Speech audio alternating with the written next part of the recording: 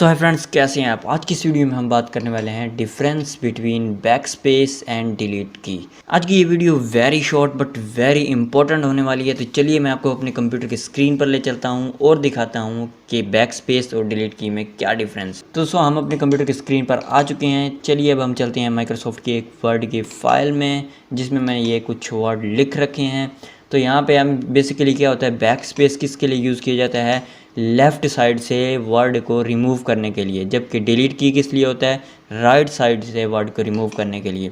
तो सिंपली हम यहाँ पे यूज़ कर रहे हैं बैक स्पेस का। बैक स्पेस का हम कर्सर को यहाँ पर ले आए, एंड में ले आए, यहाँ हम यूज़ कर रहे हैं बैक स्पेस का। अब तो आप देख सकते हैं कि लेटर जो है पीछे की तरफ से रिमूव होता जा रहा है, जैसे बैक स्पेस, अब बैक स्पेस पूरा रिमूव हो चुका है।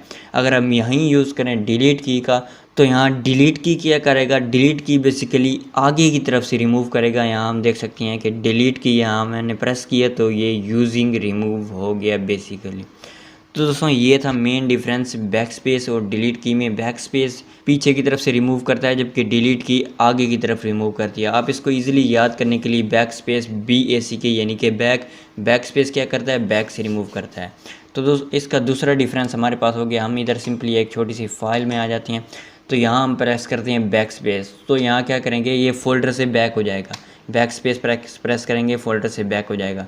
यहाँ अगर हम सिंपली डिलीट की यूज़ करें तो डिलीट की यूज़ करने से हमारा फाइल या फोल्डर जो सेलेक्टेड होगा वो डिलीट हो जाएगा। तो यहाँ हम सिंपली उसको डिलीट कर सकते हैं। तो दोस्तों ये था मेन डिफरेंस बैक स्पेस और डिलीट की में। मैं उम्मीद करता हूँ कि आपको वीडियो अच्छी लगी होगी। वीडियो अच्छी लगी है तो वीडियो को लाइक ज़रूर कीजिएगा, और चैनल पर नहीं है तो चैनल को सब्सक्राइब कर दीजिएगा। मिलते हैं किसी नेक्स्ट वीडियो में। Till then keep learning and keep growing.